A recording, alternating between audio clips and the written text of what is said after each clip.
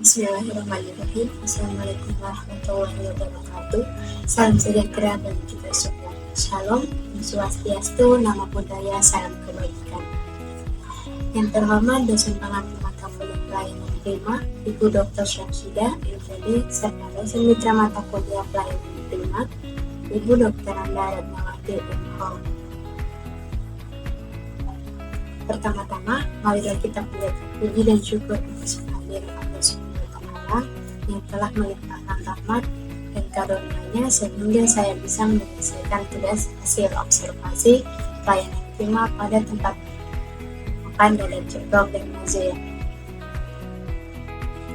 Sebelum memaparkan materi, izinkan saya untuk memperkenalkan diri. Perkenalkan, nama saya Nurul Ismail dengan NIM 230207601017 Prodi D4 Tata Boga, jurusan Pendidikan Kesejahteraan Keluarga, Fakultas Teknik Universitas Negeri Makassar. Materi yang pertama yaitu pengertian pelayanan prima. Pelayanan prima atau excellent service merupakan rangkaian tindakan yang diberikan untuk memberikan layanan kepada pelanggan secara maksimal agar mereka mendapat kepuasan. Berikutnya ada tempat makan yang bernama Dadar Ceplok. Dadar Ceplok adalah salah satu tempat makan yang berada di Jalan Andi Dijema, nomor 17B, Bantabantai, Kecamatan Ropocini, Kota Makassar, Sulawesi Selatan. Dadar Ceplok buka pada hari Senin sampai Kamis pada jam 11 siang sampai jam 9 malam, dan Jumat sampai Minggu jam 11 siang sampai jam 10 malam. Jenis pelayanan. Dadar Ceplok menggunakan jenis layanan counter service.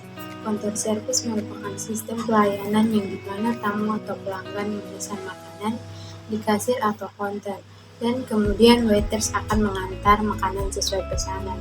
Selain itu, bisa juga menggunakan sistem take away seperti melalui GrabFood dan GoFood.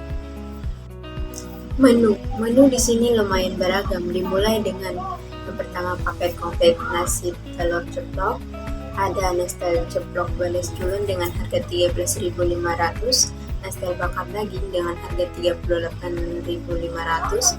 Yang kedua paket komplit nastel dadar. Yang pertama ada nastel dadar balas culun dengan harga 13.500, nastel dadar daging dengan harga 38.500. Kemudian ada ala carte, nasi dengan harga 5.000, nasi uduk 8.000, perkedel jagung per biji 2.000, sambal cumi 17.000. Yang membedakan menu komplit nastel di atas adalah telurnya. Telurnya mau diceplok ataupun bisa juga didadar, dan masih banyak menu lainnya seperti gambar yang tertera pada PPT. Review menu. Di sini saya memesan nastel ceplok badas ayam dengan harga 24.500, sambal cumi 17.000, sambal kulit 13.000, es teh sayang 6.000. Menurut saya rasa makanannya pas, apalagi dengan harga tersebut cukup worth it. Metode pembayaran pada Dadar Ceplok bisa menggunakan cash maupun lewat QRIS.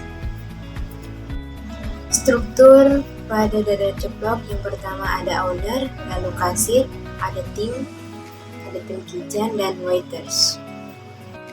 Berikutnya ada aspek 6A. Yang pertama ada attitude atau sikap. Pelayanan di sini sangatlah ramah dan sopan, mulai dari kasir, waiters, hingga tim kitchen. Yang kedua ada attention atau perhatian, merespon dengan cepat pesanan dan memastikan pesanan sesuai yang dipesan. Yang ketiga ada action atau tindakan, makanan yang dipesan sangat cepat disajikan, tidak perlu menunggu lama. Meski pada saat itu saya melihat situasinya sedikit ramai dari biasanya. Yang keempat ada ability atau kemampuan. Di bagian kasir atau counter saat memesan, mereka menjelaskan beberapa perbedaan menu tersebut. Dan yang kelima ada accountability atau tanggung jawab. Waiters membersihkan sesegera mungkin meja yang sudah digunakan oleh pelanggan. Dan yang terakhir ada appearance atau penampilan. Penampilan di situ karyawannya sangat bersih, wangi, dan rapi, terutama di bagian kitchen menggunakan apron, serta waiter juga menggunakan apron dalam pelayanan. Analisis SWOT. Pertama ada strength atau kekuatan, menjadikan banyak pilihan makanan dan rasa yang lezat. Tempat duduk banyak, bersih dan nyaman. Pesanan bisa melalui GrabFood dan GoFood. Tempat parkir yang luas dan pelayanan yang sangat cepat. Kedua ada weakness atau kelemahan, ketergantungan pada bahan baku tertentu yang mungkin rentan terhadap perubahan harga. Ketiga, opportunity atau peluang, menambahkan menu baru atau mengikuti tren makanan yang sedang populer, memperluas bisnis melalui media sosial seperti Instagram, TikTok, dan lain-lainnya. Yang keempat, threat atau ancaman, bersaing dari tempat makan yang lain dengan konsep yang sama, perubahan harga bahan baku yang dapat mempengaruhi margin keuntungan. Berikut merupakan salah satu tempat non-prima, yaitu pada tempat makan Mazea. Mazea adalah salah satu tempat makan yang berada di Jalan Azalea, Kecamatan Turikali, Kabupaten Maros, Sulawesi Selatan. Buka setiap hari pada jam 10 pagi hingga 10 malam. Jenis pelayanan, seperti pada dadar ceplok, Mazea juga menggunakan jenis layanan counter service. Counter service merupakan sistem pelayanan yang dimana tamu atau pelanggan memesan makanan di kasir atau counter, dan kemudian waiters akan mengantarkan makanan sesuai pesanan. Selain itu bisa juga menggunakan sistem take away atau melalui GoFood. Berikutnya ada menu. Di sini terdapat dua menu. Yang pertama Mazea paket, yaitu Mazea crispy dengan harga 14.000, Mazea geprek sambal 16.500, Mazea geprek bakar original 16.900, Mazea geprek bakar kecap 18.500, Mazea geprek mozzarella 20.500. Lalu menu yang kedua adalah Indomie Mazea. Yang pertama Indomie crispy dengan harga 15.000, Indomie geprek sambal 18.500, Indomie geprek bakar 18.900, Indomie geprek mozzarella 22.500. Review menu. Di sini saya memesan Mazea geprek bakar kecap dengan harga 18.500, sudah dengan ST. Untuk harga segitu bagi saya worth it di kantong mahasiswa. Kemudian ada struktur Mazea. Yang pertama ada owner dan yang kedua ada kasir dengan tim kitchen.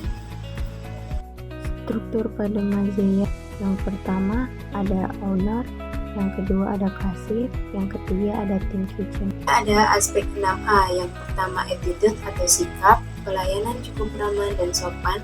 Yang kedua ada attention atau perhatian. Waktu itu saya memesan 3 menu, 2 untuk dine-in dan 1 untuk take away.